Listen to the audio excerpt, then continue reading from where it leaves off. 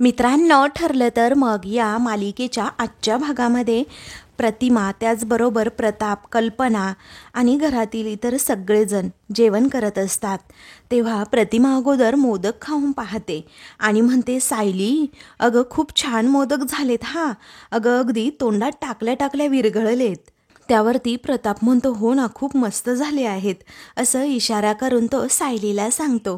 मग सायलीला खूप छान वाटतं. तेव्हा कल्पना सुद्धा म्हणते, मी तर माझ्या सुनेच्या हातचे मोदक ना अगदी पोटभर खाऊन घेणार आहे. तेव्हा प्रताप सर्वांनाच विचारतो, तुमचं काय चाललंय? तुम्ही फक्त सायलीने केलेल्या मोदकाचंच कौतुक करताय. सायली सर्व स्वयंपाक अगदी उत्तम झालाय असं म्हणून तिने केलेल्या स्वयंपाकाचं तो भरभरून कौतुक करतो. तर अस्मिता म्हणते, सायली, मी अजून 2 मोदक खाणार आहे हा, पण माझ्यासाठी नाही हा, बाळासाठी. तेव्हा सगळेजण अस्मितावर हसतात. तर दुसरीकडे आता कुसुम ही आश्रमात पोहोचलेली असते. अर्जुन आणि चैतन्य सुद्धा तेथे जातात. मग आता ती म्हणते की, ऐका ना, अहो तुमचा फोन आला आणि मी लगेचच इकडे निघाले. ऐका ना, मी काही सामान काढून ठेवले. तर अर्जुन म्हणतो, हॉस्पिटलमधून मी इकडेच डिरेक्टली येणार होतो, पण सायली तिने मला येऊच दिलं नाही. अहो तुमची मैत्रीण ना खरंच खूप हट्टी आहे. आता तिचे आई वडील भेटले ना तर मी त्यांना नक्कीच विचारणार आहे की सायली नक्की तुमच्या दोघांपैकी कुणासारखी हट्टी झाली आहे. त्यावेळी कुसुम म्हणते, ओ, तुम्ही माझ्या बहिणीला असं सारखं सारखं हट्टी का म्हणताय? मी तुमची मदत करणार नाही हा. त्यावरती अर्जुन म्हणतो, नाही नाही हा, प्लीज असं काही करू नका. अहो तुमच्याशिवाय खरं तर काहीच शक्य नाही हो. तेव्हा कुसुम हसते आणि म्हणते, अहो मस्करी करतीये आणि ॲक्च्युली मी तुमची मदत करणारच आहे.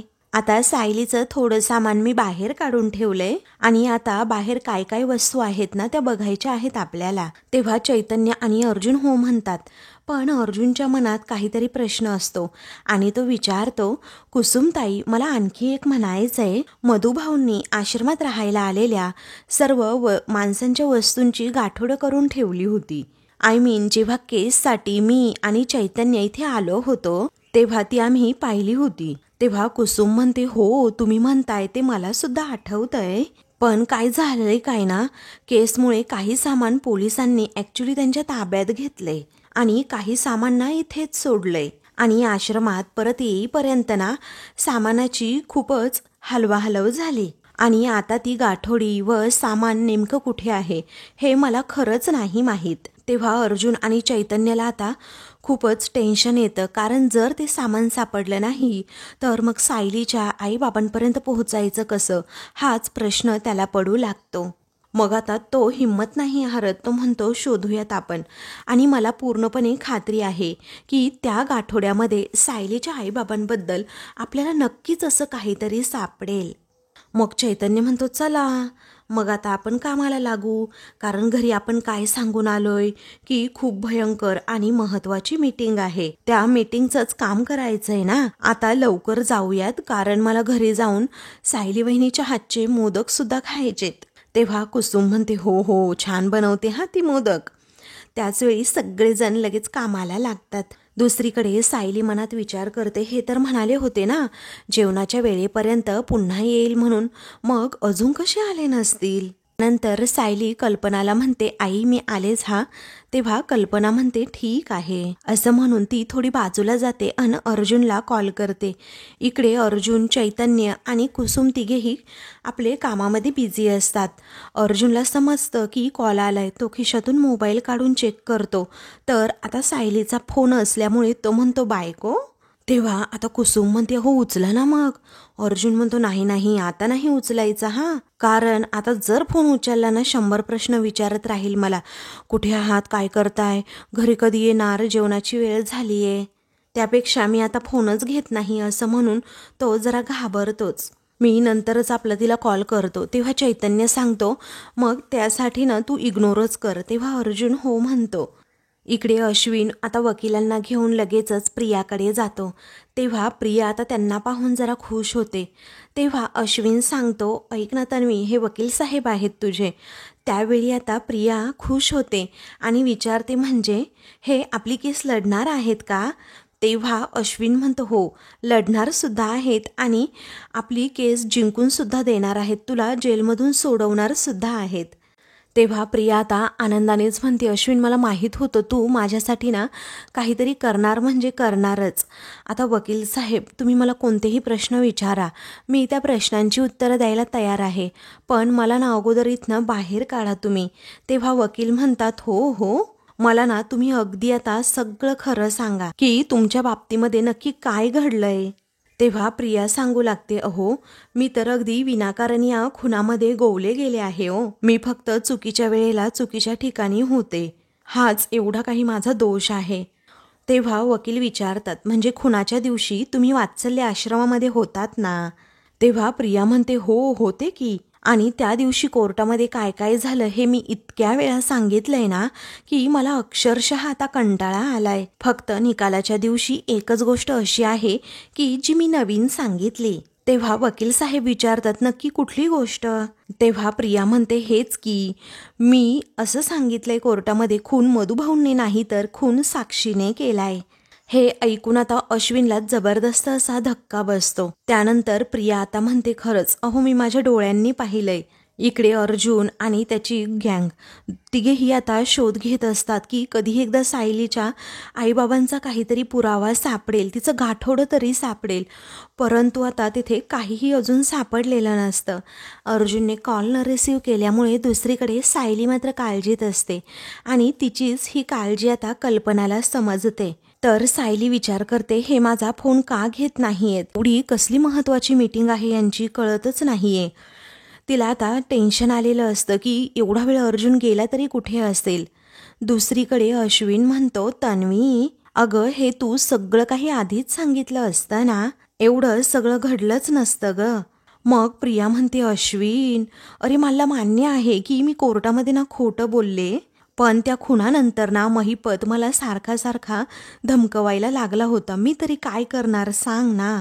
अरे मी खूप घाबरले होते रे, आणि तेव्हा ना माझ्यासोबत खरंच कुणीही नव्हतं, मला वाचवायला कुणी नव्हतं, मी एकटी होते रे अश्विन. पण याच भीतीपोटी मी महिपत जे सांगत होता ना तेच करत होते. तेव्हा अश्विन म्हणतो, अगं पण अगोदर तुझा वकील रविराज काका होता ना, अगं निदान त्याला तरी तू खरं सांगायला हवं होतंस ना. अश्विनने असं विचारताच प्रिया घाबरते. तेव्हा आता काय उत्तर द्यावं तिला पटकन सुचत नाही.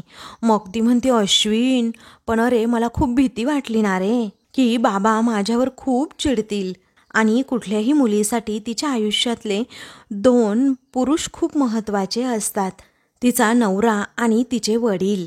तेव्हा तू माझ्या आयुष्यात नव्हतास अश्विन, पण जेव्हा बाबांनी माझी केस घेतली ना तेव्हा मी ज्याला नवरा म्हणून बघत होते त्यानेच मला या सगळ्यामध्ये अडकवलं होतं. मग अशा याच्यात मी काय करणार होते अरे अश्विन, आणि आता खूप वर्षांनी भेटलेल्या माझ्या या बाबांना मी कशी गमावणार होते सांग बरं तू. कारण एकीकडे तो महिपत मला धमकावत होता आणि दुसरीकडे कुणावर विश्वास ठेवायचा हेच मला कळत नव्हतं. अरे तेव्हा मी खरंच खूप घाबरले होते रे.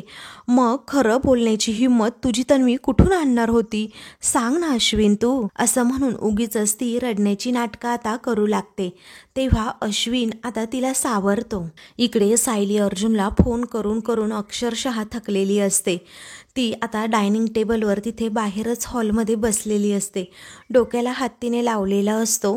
तेवढ्यातच कल्पना तेथे येते आणि सायली शेजारी बसते. सायलीचं लक्ष आता कल्पनाकडे जातं आणि ती विचारते, काय हवं होतं काही.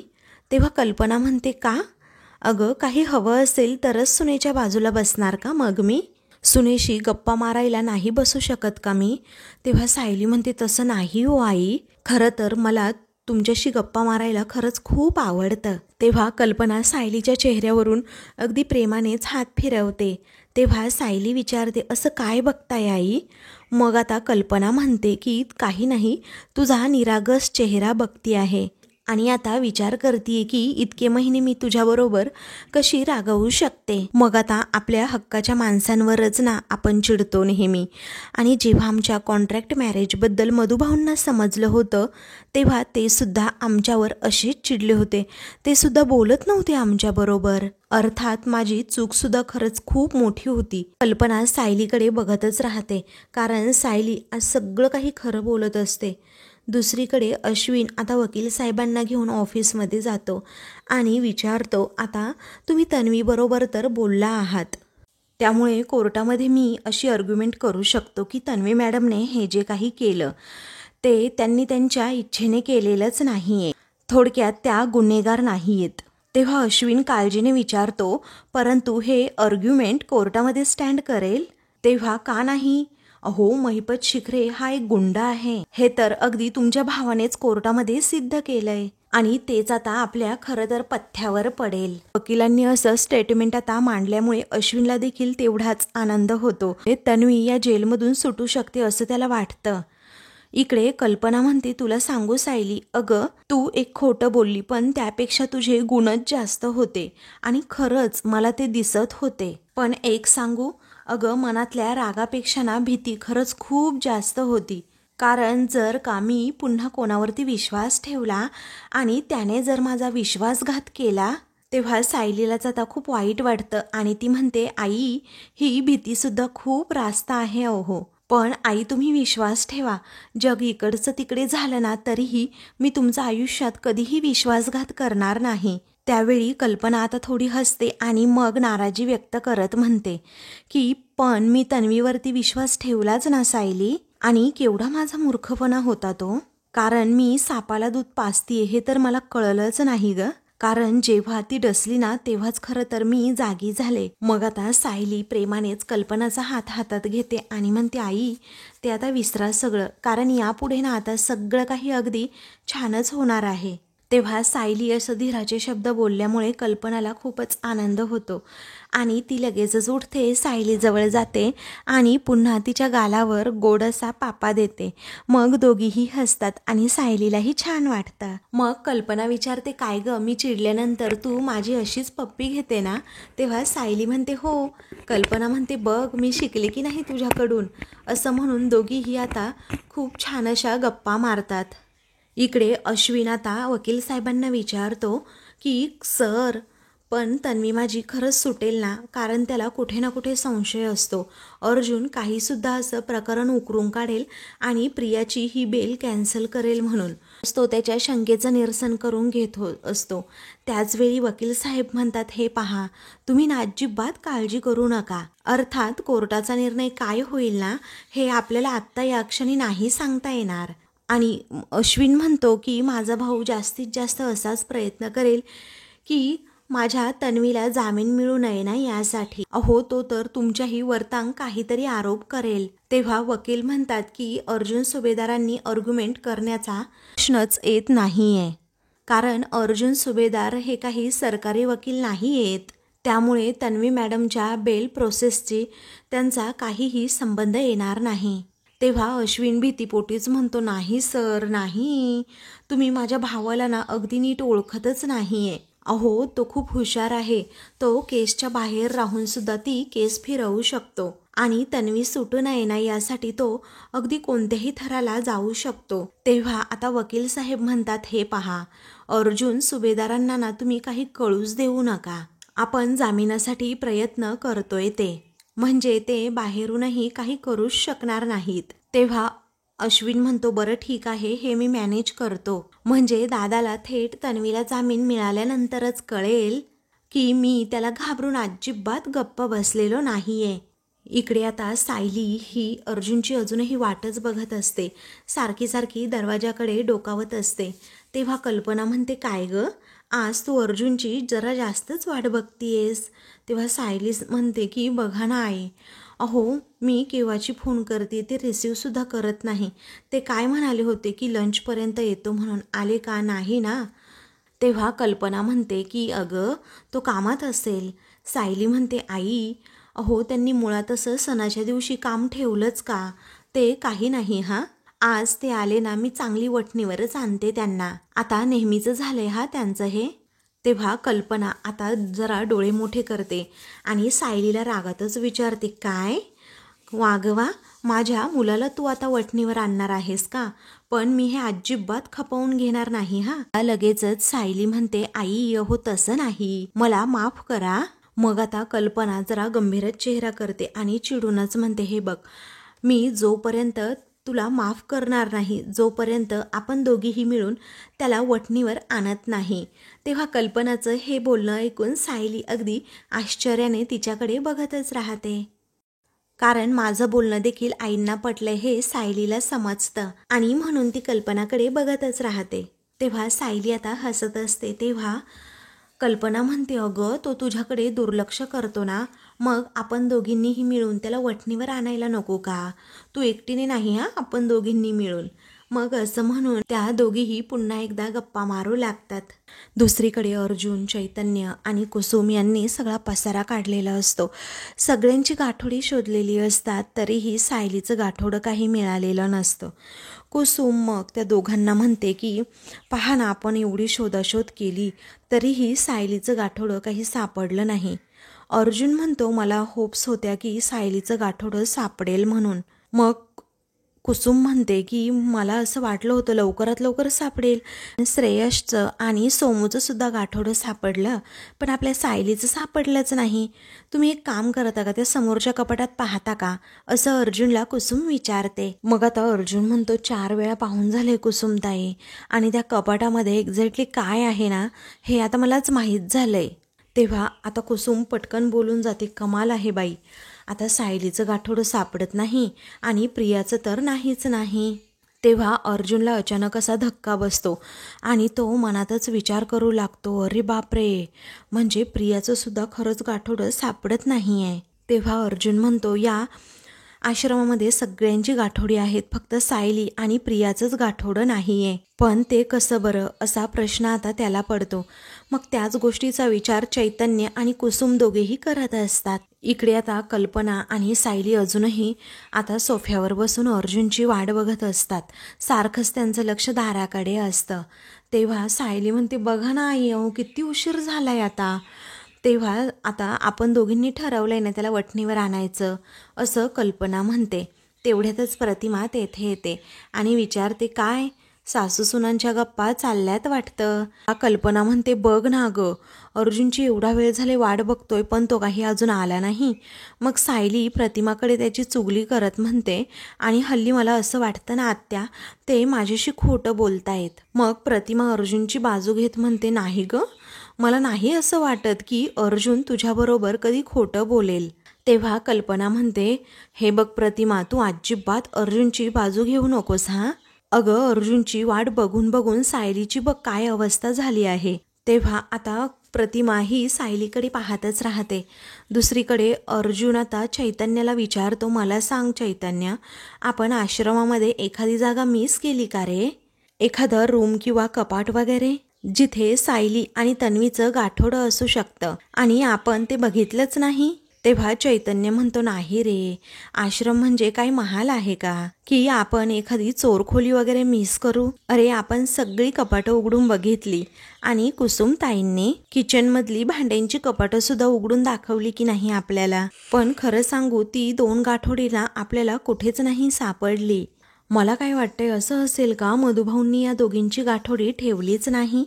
तेव्हा अर्जुन म्हणतो, नाही, तसं होणारच नाही, कारण एका गाठोड्यामध्ये काकांच्या जुन्या वस्तू देखील होत्याच ना. मग ज्या 2 लहान मुली आश्रमामध्ये तेव्हा आल्या त्याच मुलींची गाठोडी मधुभाऊंनी बनवली नाही, असं कधीही होऊ शकत नाही चैतन्य. ती गाठोडी नक्कीच असतील, पण ती शोधायची कुठे आणि नेमकी तीच गाठोडी आपल्याला सापडली कशी नाही, असे खूप काही प्रश्न अर्जुनच्या मनात आता गोंधळ घालत असतात.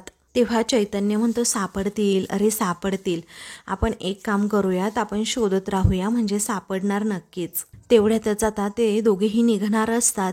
कुसुम तेथे येते आणि विचारते, ओ अर्जुन सर, जाता जाता मला हॉस्पिटलमध्ये सोडणार का, तुमच्या वाटेमध्येच आहे ना हॉस्पिटल म्हणून. तेव्हा अर्जुन हसतो आणि म्हणतो, कुसुमताई, अहो वाटेत नसतं तरीही तुम्हाला मी सोडलंच असतं.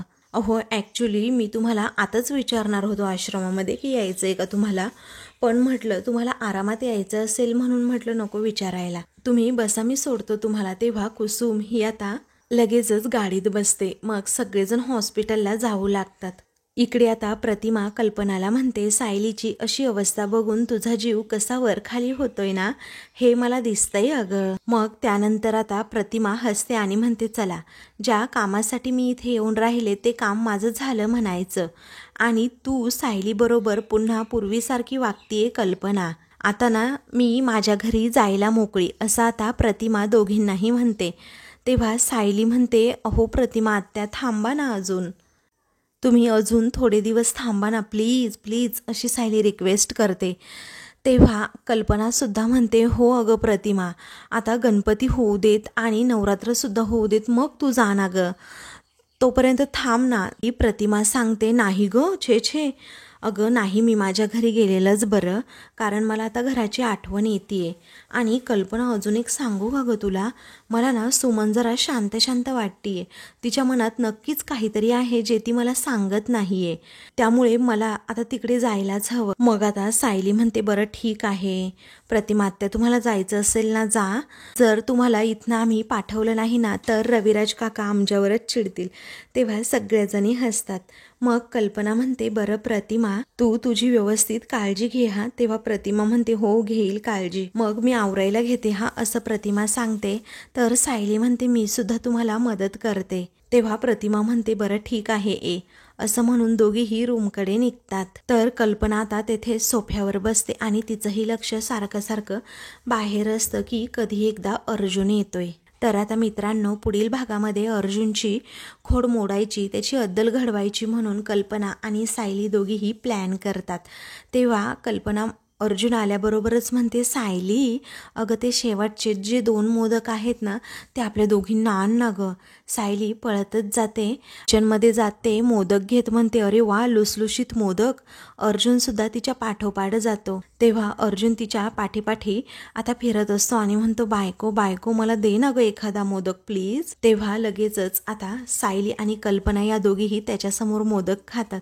अर्जुन आता एकदम लहान मुलासारखा करत असतो, रांगत असतो आणि मम्मा मम्मा एक घास तरी दे ना गं, असं म्हणतो. पण सायलीन कल्पना देतच नाही. त्यानंतर तो पाहतो तर सगळं काही जेवणसुद्धा संपलेलं असतं. तो म्हणतो, आता खायचं काय. इकडे सायली कल्पनाला म्हणते, आत्ता कुठे मोदक खाऊन समाधान झाल्यासारखं वाटतंय. तर अर्जुन म्हणतो, काही हरकत नाही, मी माझं जेवण ना बाहेरून मागवतो, आता काय 15 मिनिटात येईल जेवण. तेव्हा सायली आणि कल्पना या दोघीही खबरदार असं एकाच वेळी म्हणतात, जर बाहेरचं काही खाल्लं तर. तेव्हा अर्जुनच्या हातात असणारा मोबाईलच असा पडणार असतो, कारण या दोघीही त्याच्यावर खूप जोरात ओरडलेल्या असतात आणि अर्जुन घाबरलेला असतो. अशाच मालिकेंचे पुढील भाग पाहण्यासाठी चॅनलला सबस्क्राईब करा.